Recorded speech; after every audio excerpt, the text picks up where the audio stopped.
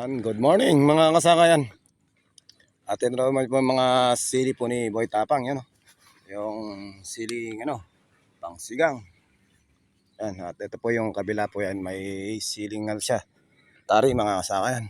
Kaya napakarami po nung ni Boy Tapang mga kasaka. Ang kanyang mga tanim na gulay yan. Ayan o. Ito po yan, na-applyan niya naman po ng pang insekto. Yung kanyang mga sili. Idol, papataban mo yata. Papataba tayo ngayon. Lumaki yung bunga. Pero napakalaki ng bunga, no? Napakalusog sila, mga kasaka, no? Spray ko na para hindi tayo yumuyo ko. Kasi na yung pera ko.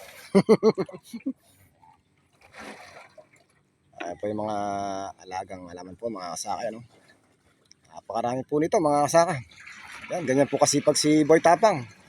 At siguro po, pag nagsilabasan po ito, baka makabili po siya ng isang, ng isang NMAX, mga kasaka.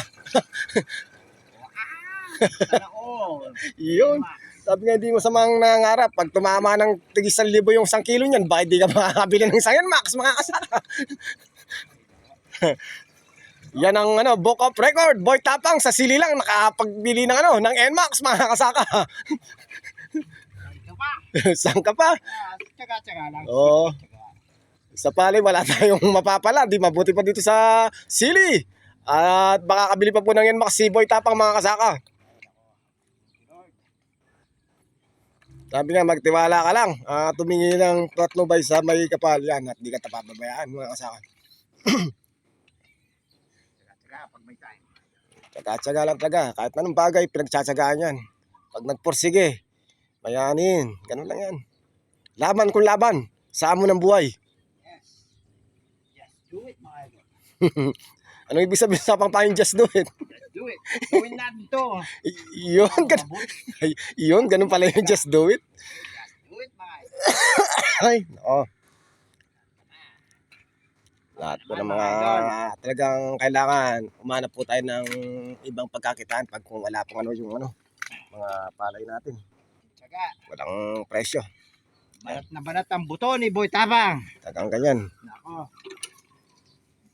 Hindi ka na magtsatsaga, wala tayong magagawa. Ayun o, sa paraan po yung para di ka yumuyo ko yan, ganyan po yung pag papataba, yun o. Ilagay lang po sa spray, yun o. Hindi ka nga naman na yuyoko, yun o. Isang kaalaman na naman po ito kay Boy Tapang na isang diskarte sa pagpapataba ng mga sili, yan o. So spray lang nga naman, mga kasaka, yun o. So, yun o. Kaya sa lahat po ng mga makapanood ito, yan, nakakuha na naman po kayo ng isang diskarte kay Boy Tapang, mga kasaka. Ano namang bintong ka naman? Sabi nga, pag may alam, Lamang. Ang may alam. ang walang alam. Walang lamang. yun ang motto ni. Yun po yung motto ni Boy Tapang, mga kasaka yan. Sabi nga, lamang ang may alam. Ang walang alam, Pinalamangan pa. dinalamangan yun, mga kasaka. Ayun po yung paraan po ng pagpataba para di po na kayo ko yan, di po sasakit yung likod at bewang nyo, mga kasaka, no? Ilagay nyo lang po sa spray. Ito nga naman, isang napakaganda pong paraan po itong napakita po ni Boy Tapang, mga kasaka. Yan. Sa lahat po ng mga kapanood ito, pakishare naman po yan para po makakuha po ng diskarte yung ating mga maggugulay. Mag-aalaman dyan, yan o.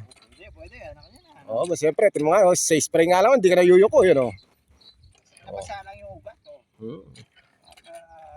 Yan ang nutrients. Yan ang diskarte, mga kasaka. Kaya sabi nga, totoo yung madiskarte, yung may alam. Magandang pulutin. Pag hindi maganda, Wag pupulutin. huwag pulutin. Ito, pang mabilisan lang to. Nabilis yung trabaho. At saka di pagod, dahil di ka mahirapan yung yuko ng yuko. Masakit na yung likod ko eh. Yan, pagkatapos niya pong nag-harvester ng palay sa gulay, wala pong pahinga si Boy Tapang at pagbibilad ng palay yung kanyang mga trabaho dito, mga kasaka. Kaya darating po yung panahon, talagang isang makikilala nating isang milyonaryo, ang batang si Boy Tapang mga kasaka. Sana magbilang ang hilka. Baka naman.